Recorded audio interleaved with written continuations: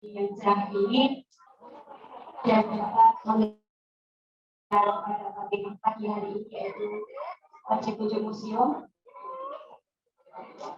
Kami ucapkan selamat datang di SLB Negeri 1 Sleman.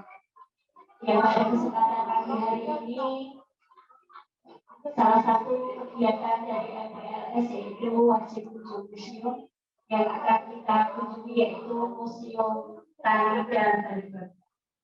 Kami ucapkan terima kasih kepada Museum Bapak Kepala Museum Berber dan Bapak Kepala Museum Tani yang telah memberikan waktu untuk anak-anak kami SLB Negeri 1 Sleman.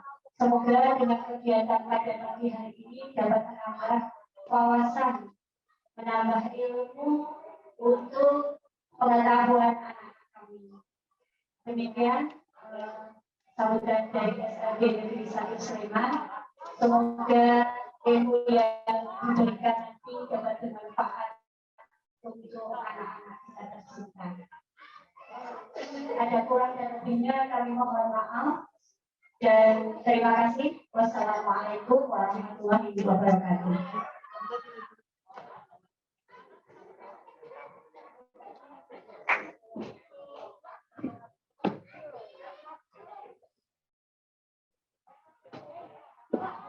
Baik, terima kasih kepada Ibu kami yang sudah menyambut kedatangan dari Museum Benteng Berber.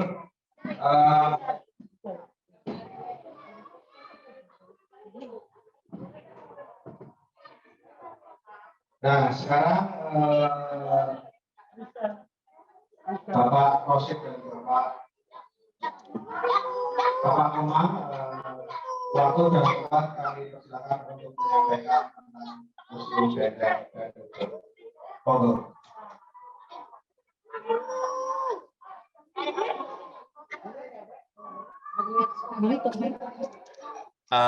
Selamat pagi teman-teman dan Bapak Ibu guru di SLB Negeri 1 Sleman. Assalamualaikum warahmatullahi wabarakatuh. Selamat pagi, nggih. Di museum kan ada, biar semangat ya, ada salam museum ya. Mungkin bisa nanti bareng-bareng ya, niruin ya. Kalau misalnya saya bilang salam sahabat museum, teman-teman jawabnya nanti museum di hatiku. Mulai ya. Jadi salam sahabat museum, museum di hatiku. Nah, kita sekarang akan mulai jalan-jalan ya, jalan-jalan ke keliling Museum Benteng Berber Yogyakarta, tapi melalui daring ya, jadi nanti melalui dunia maya. Nah, nanti saya, Kak Komang, akan didampingi juga dengan Pak Rosid, selaku pamong budaya di Museum Benteng Berber Yogyakarta. Nanti kita akan menjelaskan tentang apa aja yang ada di diorama 1 ya, karena nanti di Museum Benteng Berber sendiri kan ada 4 diorama. Nah, kita nanti akan ke diorama 1. Nah, nanti biar pada semangat, nanti di setiap sesi penjelasan nanti kita akan adakan kuis ya. Jadi kita adakan kuis, nanti yang bisa menjawab nanti bisa, karena itu pada datang ya, jadi nanti mungkin bisa tunjuk tangan, nanti mungkin minta tolong ke Bapak Ibu gurunya yang mau bertanya bisa dipilihkan. Nah, nanti bisa maju, mungkin bisa menjawab. Nanti kita dari Museum Benteng Berber akan menyediakan souvenir. Nanti kalau yang dapat akan kita kirim langsung ke sekolahnya. Jadi nanti diperhatikan ya ketika Pak Rosid menjelaskan tentang apa aja yang ada di diorama 1. Nah, sebelum mulai penjelasan, sebelumnya kita nonton video profil dulu ya teman-teman. Jadi tentang sejarah umum berdirinya benteng, tapi nanti ada kartunnya, jadi gampang dipahami. Jadi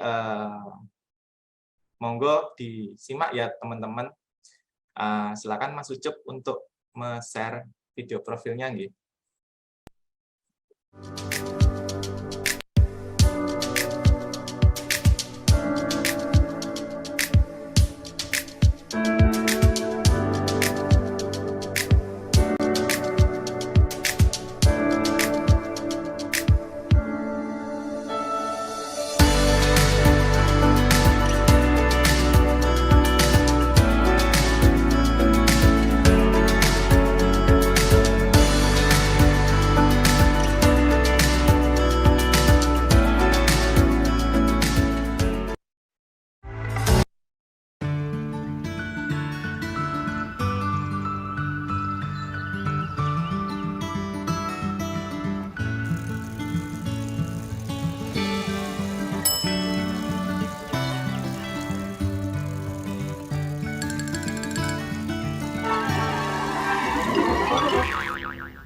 Kak Bayu, itu apa? Oh, Istana Negara. Kalau itu Kak, Bangunan kolonial ini, museum. Yuk.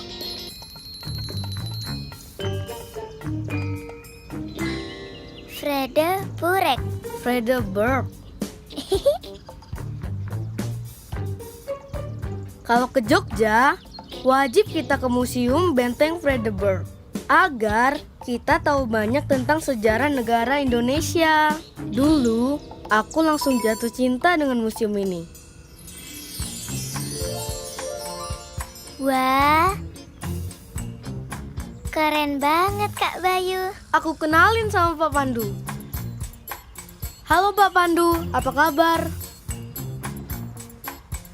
Aku Bayu, cucu nenek dari Jakarta. Yang sering kesini beberapa tahun yang lalu, Pak. Yang Pak Pandu ajak berkeliling museum itu loh. Oh ya, kamu yang ingin pakai sorjan sama belangkon itu ya? Hehe, masih inget aja Pak Pandu tuh. Sudah gede kamu nak. Kabar saya baik. Lah, lalu ini siapa? Nenek? Nenek kok jadi muda?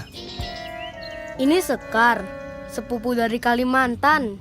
Kita bersepeda menikmati Jogja Selasa Wage. Tadi Sekar penasaran dengan bangunan ini Pak Pandu. Oh, harus itu. Harus itu.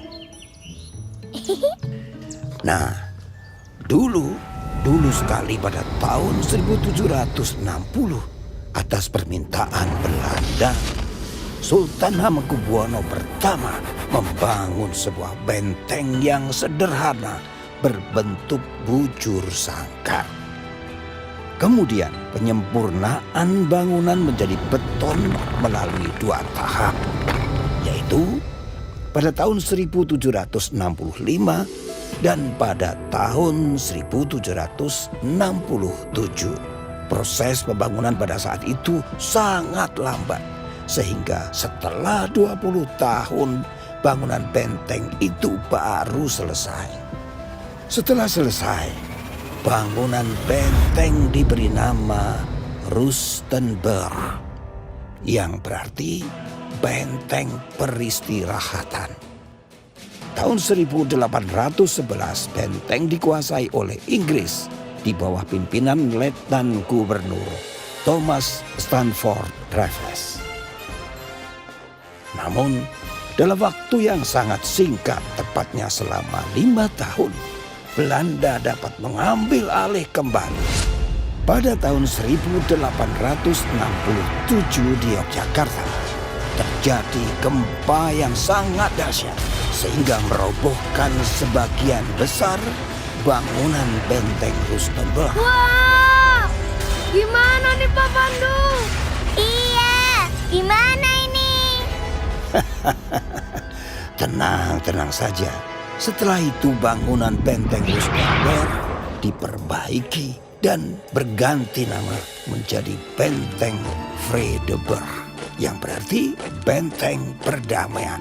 Nah, nama ini diambil dari hubungan antara Kesultanan Yogyakarta dengan pihak Belanda yang tidak saling menyerang pada waktu itu. Kemudian, setelah Belanda menyerah kepada Jepang pada tahun 1942, benteng dijadikan markas dan tempat penahanan oleh Jepang. Maksudnya penjara ya Pak Pandu? Ya, betul nak. Wah, Nah, pada masa kemerdekaan, penanganan benteng Vredenburg diserahkan kepada instansi militer Indonesia. Pada masa agresi militer kedua, Belanda dapat mengambil alih kembali. Selanjutnya, benteng Vredenburg digunakan sebagai markas Belanda. Pada tanggal 1 Maret 1949 yang dikenal sebagai serangan umum 1 Maret, benteng Vredenburg direbut kembali oleh pejuang kemerdekaan dan tak lama kemudian benteng dijadikan markas satuan tempur yang disebut Batalion 403. Kemudian pada tahun 1992 benteng Vredenburg resmi dijadikan museum seperti saat ini. Wah, panjang ya ceritanya Pak Pandu. Itu lukisan Hamengkubuwono ya? Oh ya, betul. Itu Sri Sultan Hamengkubuwono ke-9 dan Dr. Daud Yusuf. Dua tokoh di balik penetapan benteng Vredenburg untuk dijadikan museum. Selain itu ada dua tokoh lagi, yaitu Dr. Nugroho Noto Susanto dan Dr. Fuad Hasan. Pada saat itu juga museum resmi dijadikan tempat cagar budaya seperti saat ini. sekarang aku jadi tahu tentang sejarah dan perjuangan pada masa itu. Terima kasih ya Pak Pandu sudah menjelaskan tentang sejarah Museum Benteng Vredenburg. Iya Pak Pandu, terima kasih banyak ya Pak. Sama-sama nak. Kalian sebagai generasi penerus harus banyak belajar tentang sejarah ya. Siap Pak Pandu.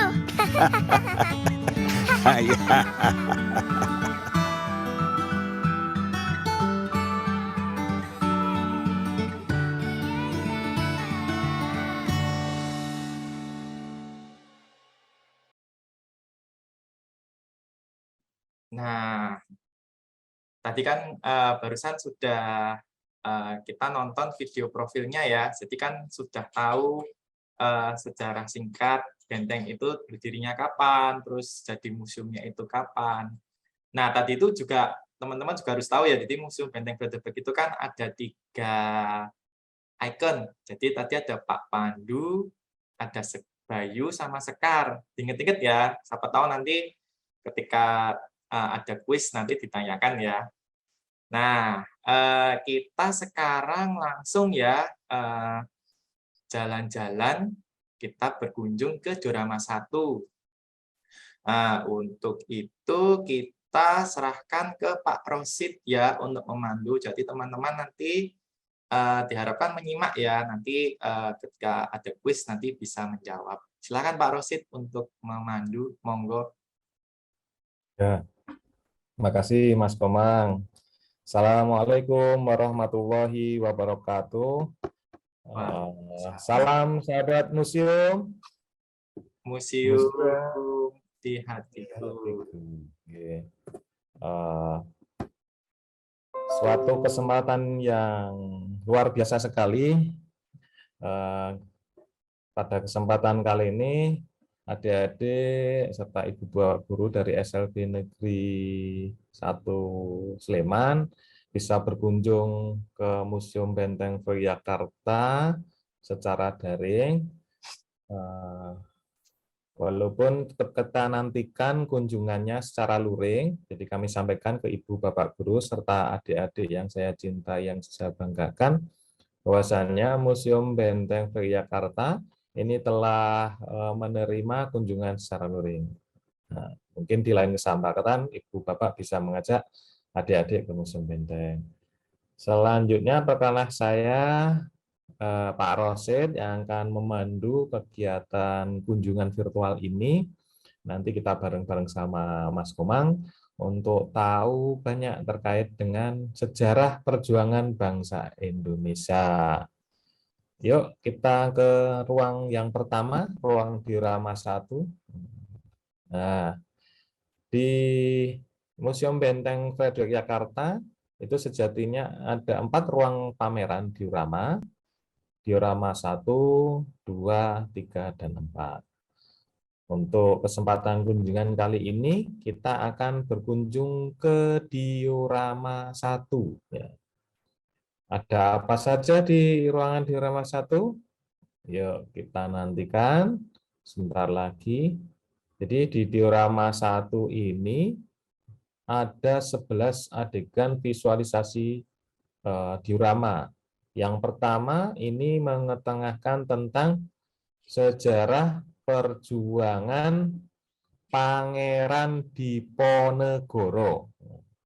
Nah ini gambarannya, visualisasi dioramanya, ini menggambarkan saat Pangeran Diponegoro berada di Gua Selarong di daerah Bantul. Gua ini menjadi markas pertama perjuangan Pangeran Diponegoro. Pangeran Diponegoro itu, adik-adik, beliau itu adalah anak dari Sultan Hamengkubuwono III. Dulu awalnya bernama Mustahar, kemudian juga dikenal dengan nama Raden Mas Ontowiryo. Beliau itu kalau digambarkan di patung atau di buku-buku itu suka digambarkan beliau itu menaiki sebuah kuda, seekor kuda.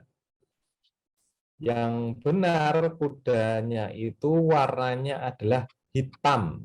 Di keempat kakinya ada warna putihnya. Namanya Kiai Gentayu. Kemudian ciri khasnya selain beliau itu pakai sorban, juga beliau itu di pinggangnya menyelipkan senjatanya, yaitu berupa keris. Nama kerisnya adalah keris Kiai Nogosiluman. Perjuangan Pangeran Diponegoro melawan Belanda ini berawal pada tanggal 20 Juli 1825. Ini ada kuis buat adik-adik. Siapa yang tanggal lahirnya itu tanggal 20 Juli? Angkat tangan. Ada tidak? Ayo. Kalau ada, ini dapat souvenir dari Mas Komang. Ada ya? Ada nggak ya yang ulang tahunnya 20 Juli? 20 Juli ada enggak? Atau yang tanggal lahirnya hari ini 15 Juli, ada tidak? Ayo, yang hari ini ulang tahun pada ngacung ya. Ada nggak itu di sana? Ada Teman-teman. tidak? Oh, tidak ada. Atau ibu bapak gurunya ada yang hari ini ulang tahun? Bapak ibunya, ibu gurunya. Oh, Tidak ada. tidak ada. Oke. Berarti nggak ada souvenir untuk ultah ya, tapi nanti ada pertanyaan kuis. Selanjutnya, perjuangan beliau itu berakhir di Karisidenan Kedu tahun 1830 karena siasat licik Belanda. Jadi Belanda itu mengundang Pangeran Diponegoro untuk berunding. Tetapi Belanda itu curang. Dia tidak jujur. Ternyata saat Pangeran Diponegoro datang di Karisidenan Kedu, beliau dilucuti senjatanya oleh tentara Belanda, kemudian ditangkap. Oke, kita lanjut ke diorama selanjutnya. Kita akan mengetahui di diorama selanjutnya terkait asal muasal Hari Kebangkitan Nasional. Hari Kebangkitan Nasional itu diperingati setiap tanggal 20 Mei. 20 Mei itu adik-adik berasal dari peristiwa tanggal berdirinya organisasi Budi Utomo. Budi Utomo maknanya Budi itu perilaku, Utomo itu adalah mulia. Mohon maaf. Selanjutnya pendirinya adalah para mahasiswa Stovia atau para mahasiswa sekolah kedokteran di Batavia. Jadi dulunya sebelum bernama Jakarta, yang sekarang menjadi ibu kota Republik Indonesia, dulu kota tersebut bernama Batavia. Mahasiswa tersebut antara lain Sutomo, Gumre, Gunawan, Suraji, Ongko, dan mereka mendirikan organisasi Budi Utomo ini dengan tujuan untuk memperjuangkan Bumiputra termasuk di bidang pendidikan agar Bumiputra itu juga mendapatkan pendidikan formal seperti adik-adik ini juga. Selanjutnya menariknya Kongres Budi Utomo pertama itu dilaksanakan di Yogyakarta, adik-adik, tepatnya di SMA Negeri 11 sekarang. Dulu namanya Quake School. Quake School itu sekolah guru. Mungkin kalau Bapak Ibu masih ingat ya, ada SPG, Sekolah Pendidikan Guru, ya semacam itu dulunya. Tepatnya kongresnya itu di kantin atau ruang makan sekolahan. Nah, ini gambarannya seperti ini.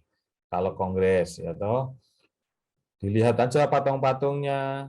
Itu pesertanya kongres beberapa masih menggunakan pakaian tradisional. Ada apa namanya? Pakai blangkon, ya toh, pakai surjan dan lain sebagainya. Selanjutnya yang ketiga kita akan lihat sejarah berdirinya organisasi Muhammadiyah. Sebelum Oh iya. ketiga kita kuis dulu aja Pak. Oh ya, yuk kuis dulu. Nah, tadi kan Pak Rosyid sudah menjelaskan kan yang Budi Utomo itu. Tadi kan di tiap tanggal 20 Mei itu ada yang bisa jawab nggak? 20 Mei itu sekarang diperingati sebagai hari apa? Ayo, kita setiap tanggal 20 Mei. Yang bisa menjawab, monggo bisa tunjuk tangan, nggih. Ada yang bisa jawab nggak? Tanggal 20 Mei itu ada hari nasional, kita peringati sebagai hari apa ya? Tadi kan sudah Pak Rosyid sudah menjelaskan. Ya. Mungkin Bapak Ibu Guru bisa bantu menunjuk. Atau yang bisa jawab siapa?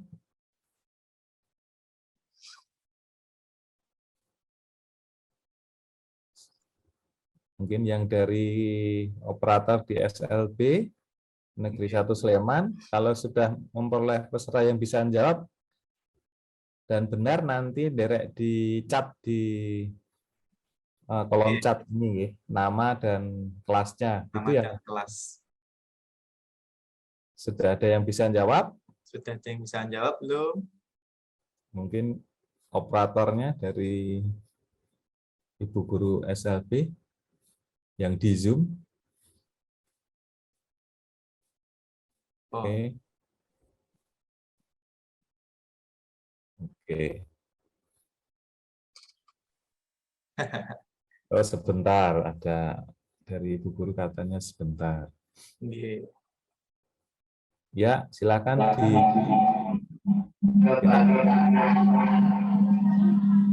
jawabannya apa? Hari kebangkitan apa tadi?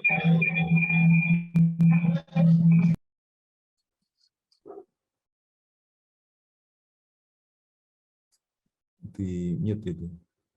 Oh iya. Ulangi, Bang. Di mute lagi. Hari kebangkitan. Oh ya, tepuk tangan. Oh iya, benar. Betul. Betul. Oke. Oke. Selamat ya yang udah menjawab tadi. Mungkin minta tolong nanti ibu gurunya bisa mencat nama nggih dengan kelasnya Vinka berapa. ini Mas, chatnya Vinka gitu. Tapi kelasnya belum. Oh nggih. Oh sudah nggih. Oh Oke. iya. Pertanyaan kedua apa? Pertanyaan keduanya tadi kan di Roma 1 kan menjelaskan tentang Pangeran Diponegoro tuh. Yang gampang aja ya. Tadi Pangeran Diponegoro itu anak dari Sri Sultan Hamengkubuwono yang keberapa ya? Ayo, Yo, berapa ya? Yuk naik panggung yang naik bisa jawab. naik panggung. Nanti dapat souvenir loh dari Museum Benteng. Anak Sultan Hamengkubuwono yang keberapa?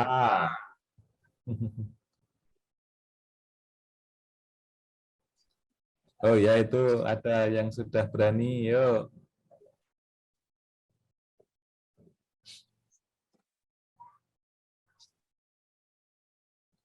Oke. Yuk, anak Sri Sultan Hamengkubuwono yang ke Ya, di unmute, Mas. oh nggih.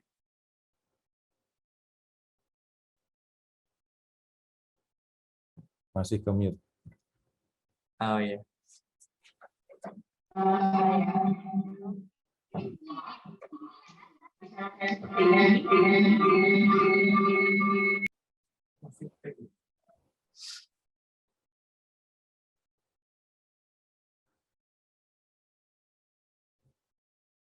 Iya.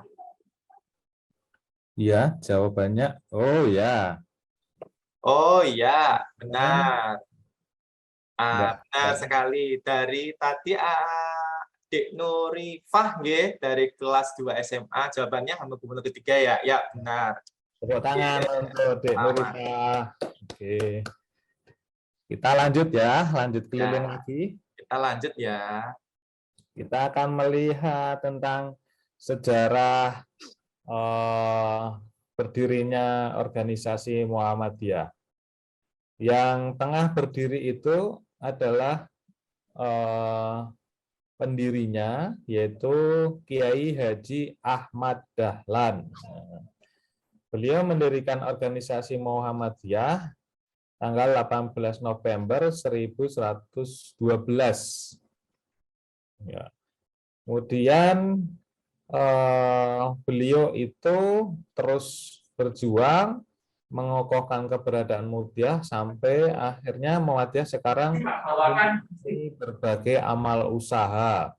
Ada PAUD, ada TK, ada SMP, ada SMA, ada universitas, ada rumah sakit. Jadi diingat-ingat ya adik-adik, yang mendirikan itu namanya adalah Kiai Haji Ahmad Dahlan atau nama kecilnya adalah Muhammad Darwis. Lanjut Mas. Kita akan melihat terkait dengan mogok buruh zaman kolonial.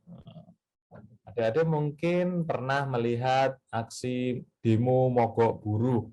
Mungkin di televisi atau pas melintas di jalan raya melihat aksi mogok demo buruh. Dulu ternyata di masa kolonial Belanda itu juga sudah ada aksi demo mogok buruh. Tuntutannya adalah kenaikan upah. Salah satu tokoh pada masa itu yaitu Raden Mas Suryo Pranoto. Raden Mas Suryo Pranoto adalah kakak kandung dari Ki Hajar Dewantara. Kalau Ki Hajar Dewantara bergerak di bidang perjuangan di bidang pendidikan, kalau Raden Mas Suryo Pranoto bergerak di bidang perburuan. Karena seringnya memimpin aksi mogok, maka oleh Belanda beliau diberi julukan De Staging Kuning, yang artinya adalah Raja Mogok. Oke, kita lanjut. Kita lanjut ke kisah terkait dengan adik dari Raden Mas Suryo Pranoto, yaitu apa? Siapa tadi? Yaitu Ki Hajar Dewantara. Hari Pendidikan Nasional itu diperingati setiap tanggal 2 Mei. Tanggal 2 Mei ini berasal dari peristiwa tanggal lahirnya Ki Hajar Dewantara atau Raden Mas Suwardi Suryaningrat 2 Mei 1889. Salah satu bentuk dari perjuangannya adalah beliau mendirikan organisasi Taman Siswa. Jadi organisasi Taman Siswa ini dulu didirikan oleh Ki Hajar Dewantara beserta teman-temannya untuk memberikan fasilitas pendidikan bagi bumi putra. Kemudian sampai saat ini organisasi Taman Siswa tetap masih eksis. Dan menariknya dari sepak terjang Ki Hajar Dewantara, bahwasannya beliau itu dulu tercatat sebagai Menteri Pendidikan pertama Republik Indonesia. Jadi setelah proklamasi tanggal 17 Agustus 1945, Presiden Soekarno menyusun kabinet kerjanya. Salah satunya yang menjadi menteri pada masa awal pemerintahan adalah Ki Hajar Dewantara, yaitu beliau menjabat sebagai Menteri Pendidikan atau dulu namanya Menteri Pengajaran. Oke, kita lanjut satu lagi, setelah itu kita kuis. Nah, ini adalah terkait dengan asal-muasal Hari Ibu Nasional. Jadi adik-adik perlu diketahui bahwasanya negara kita itu selalu memperingati Hari Ibu Nasional di tanggal 22 Desember. 22 Desember ini berasal dari peristiwa Kongres Perempuan Indonesia pertama yang dilaksanakan pada tanggal 22 sampai dengan 25 Desember 1128.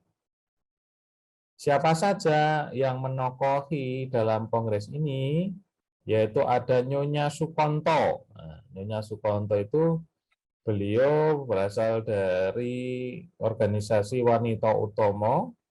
Kalau Nyonya Sukonto sendiri itu berasal dari Keranggan Temanggung. Selanjutnya, tanggal 22 Desember ini pada saat Kongres Perempuan Indonesia ketiga di Bandung ditetapkan sebagai Hari Ibu Nasional. Oke, Mas Komang mungkin mau ada kuis lagi nih, mau bagi-bagi door prize, silahkan. Nah, tadi kan Pak Rosid sudah menjelaskan di drama keempat ya, yang Raden Mas Suryo Pranoto itu kan dapat julukan dari Belanda tuh. Ada yang bisa jawab nggak dapat julukannya itu apa dari Belanda? Ada yang ingat nggak tadi? Monggo silahkan yang bisa jawab tunjuk tangan ya. Sebutannya apa tadi Raden Mas Suryo Pranoto dari Belanda? Yuk, yang penting berani ke panggung dulu. Iya. Ada yang ingat? Julukannya kayak Bemonya Sibul. Depannya raja. Nah, raja apa gitu. Raja. Ayo naik. Ayo, ada yang bisa nggak langsung tunjuk tangan aja ya? Silakan ke depan. Langsung aja ya, atau ke depan.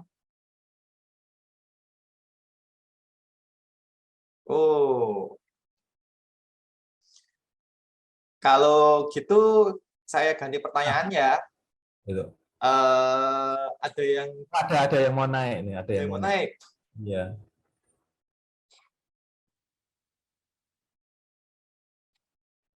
Nah, ini. Oh, Mas siapa ini? Di unmute dulu.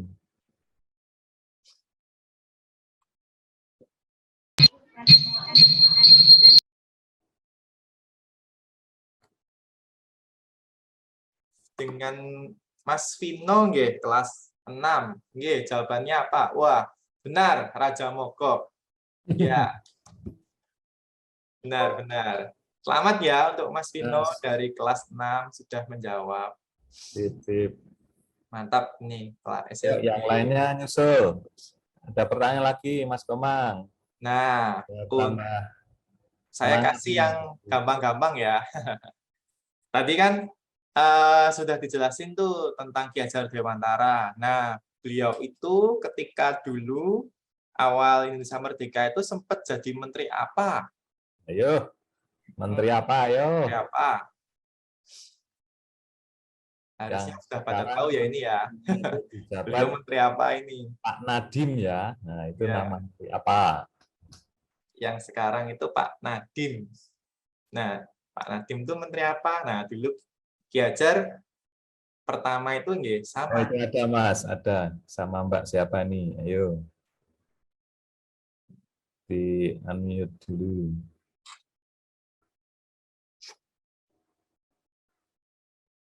Di unmute, Mas. Oh iya.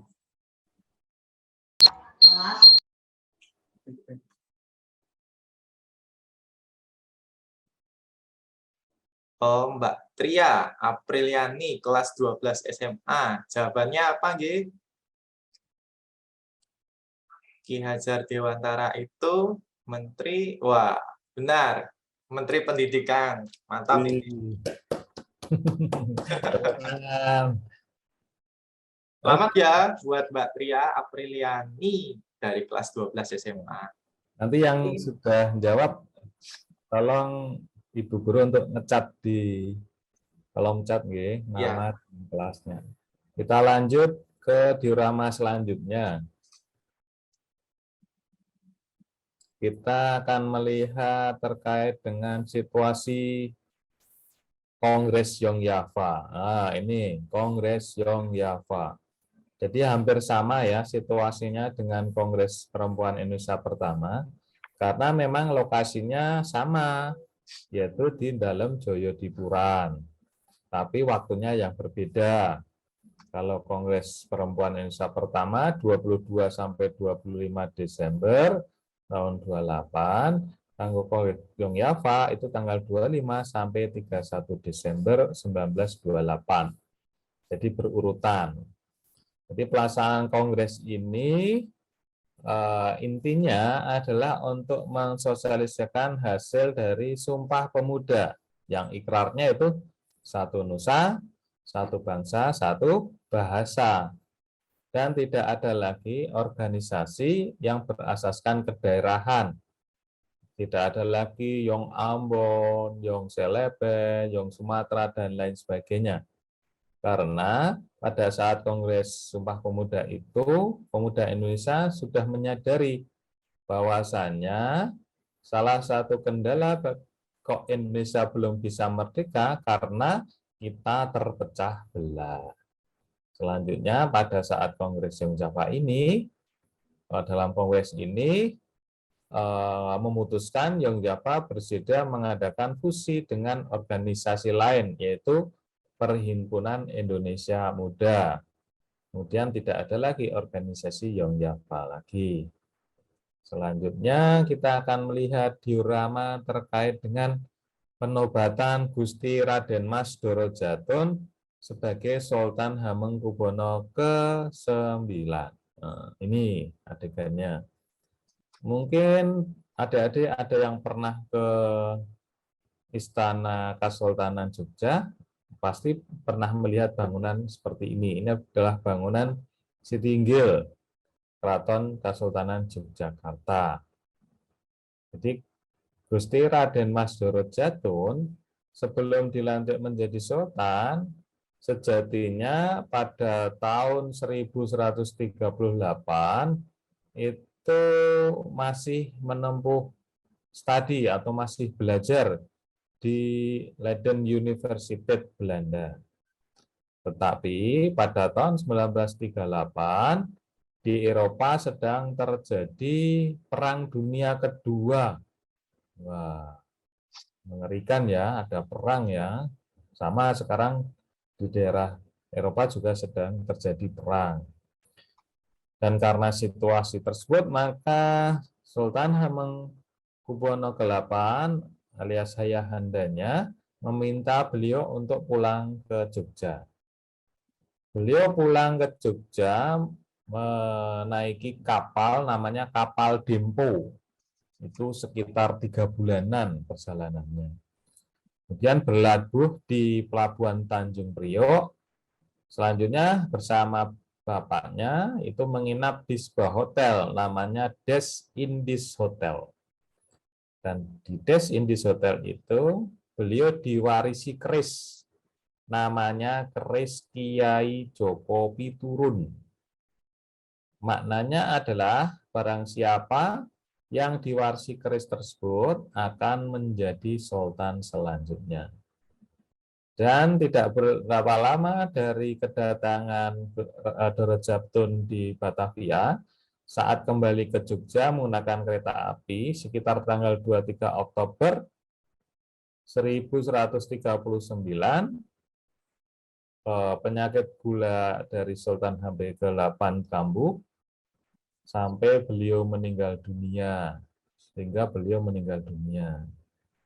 Kemudian terjadilah musyawarah di keluarga, dan dengan adanya pewarisan keris tersebut, bahwasanya memang Dorojatun telah dijadikan pangeran yang nantinya harus siap untuk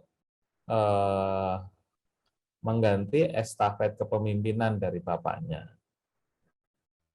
Dan ini adalah formalitas penobatan Gusti Raden Mas Dorojatun sebagai Sultan Hamengkubuwono ke-9. Yuk kita lanjut ke masa Jepang. Ini masa Jepang, ada adegan, kita lihat sekilas saja, ini ada adegan kedatangan pasukan Jepang di Yogyakarta. Nah, ini bisa dilihat adik-adik. Jadi Jepang mendarat di Jogja tanggal 6 Maret 1942. Tetapi sebetulnya Jepang itu mendarat pertama kali di Pulau Tarakan dekat Kalimantan. Kenapa kok di Pulau Tarakan? Karena di sana pada saat itu disinyalir mengandung minyak bumi. Nah, minyak bumi salah satunya adalah sumber daya yang digunakan untuk mendukung peperangan. Saat datang ke Jogja, mereka mendarat di lapangan terbang Maguwo yang sekarang menjadi Bandara Adi Sucipto. Setelah itu mereka berpawai ke kota Jogja sambil meriakan bahwa mereka datang sebagai saudara tua yang akan membantu memerdekakan Indonesia. Tetapi itu hanya propaganda saja untuk menarik simpati masyarakat Jogja. Tapi pada kenyataannya itu Jepang sama dengan Belanda, yaitu mereka menginginkan menjajah Indonesia. Yuk kita lihat kesengsaraan bangsa Indonesia masa Jepang, yaitu salah satunya harus ikut pendidikan militer. Oh, ini pendidikan militer masa Jepang. Makanya pada masa Jepang itu dilihat ada Ipin dan Upin ya, nah, itu pada botak. Nah, mereka dilatih ketentaraan, menggunakan senjata, baris berbaris. Tapi intinya mereka dilatih militer untuk dijadikan sebagai bagian dari tentara Jepang untuk membantu Jepang dalam pertempuran melawan sekutu di Perang Pasifik. Kemudian kesengsaraan lain bisa lihat bajunya. Oh, ini ada baju. Dulu baju yang digunakan oleh bangsa Indonesia adalah nih, baju goni. Oh, adik-adik pernah tahu melihat goni atau tempat untuk menyimpan padi? Nah, seperti ini dulu. Goni itu kalau disentuh aja gatal, apalagi dipakai. Oh, bagaimana tubuh kita kalau memakai baju goni yang kalau disentuh kasar dan itu nanti kita merasa gatal. Kemudian kesengsaraan lain bisa kita lihat terkait dengan adanya proyek Romusa. Ini kita lihat Romusa ini. Nah, Romusa itu kerja paksa zaman Jepang. Adik-adik pasti tahu di Yogyakarta itu dibelah oleh sebuah selokan atau sungai, namanya Selokan Mataram. Selokan Mataram ini itu dibuat pada masa Jepang melalui proyek Romusa.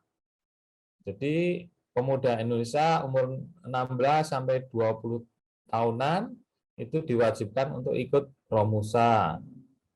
Air dari sungai atau selokan ini berasal dari pembendungan Sungai Progo dan berakhir di Sungai Opa. Oke.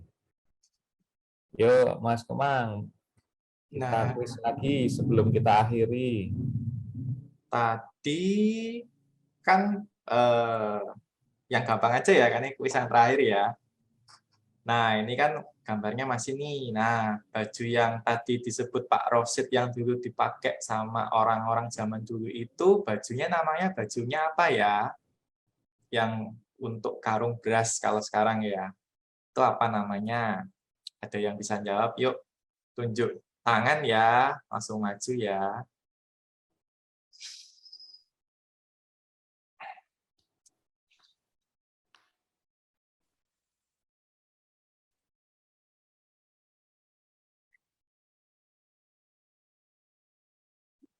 Dengan siapa itu? Mas ya,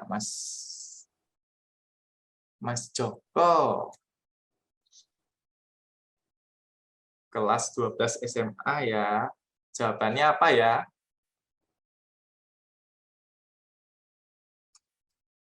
Baju, apa tadi? Baju. Wah, benar. Baju goni ya. Baju goni. Jadi kita memang harus apa ya, mengapresiasi dulu perjuangan pendahulu kita ya, karena zaman dulu kan susah ya, pakaiannya aja baju goni. Jadi kita bersyukur ya sekarang kita sudah tidak dijajah lagi ya, kita sudah merdeka. Maka dari itu kita patut meneladani sikap-sikap para pendahulu kita ya, terutama para pejuang kita teladani agar kita ke depannya menjadi bangsa yang besar ya. Makanya jangan ngeluh ya, sekarang kita pakai pakaian biasa, karena zaman dulu kita masih mending ya pakaian katun ya, padahal dulu pakaiannya lebih parah dari sekarang.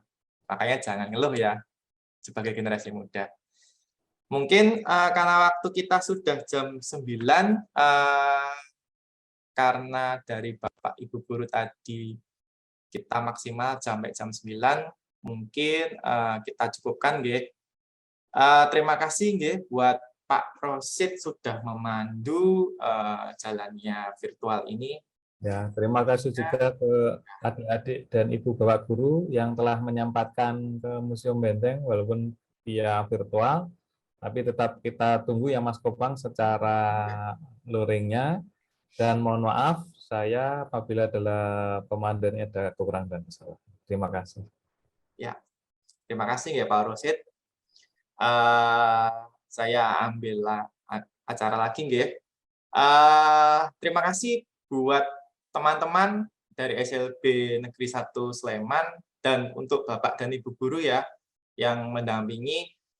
Terima kasih sudah berkunjung secara virtual, dan seperti kata Pak Rosid tadi, kita tunggu kedatangannya secara luring karena kita sudah buka museum secara normal ya. Karena kita sudah jam 9, sebelumnya mungkin bisa bisa mungkin pada mengucapkan, nanti saya screenshot untuk di Zoom-nya ya, karena ini untuk kenang-kenangan. Mungkin pada bilang sahabat museum lagi ya, yang semangat ya, mumpung masih pagi nih. Salam sahabat museum. Museum Di hatiku. Nah, selamat siang. Virtual tour ini saya akhiri. Wassalamualaikum warahmatullahi wabarakatuh. Saya kembalikan ke Bapak Ibu guru di sana, nggih. Monggo. Matur nuwun.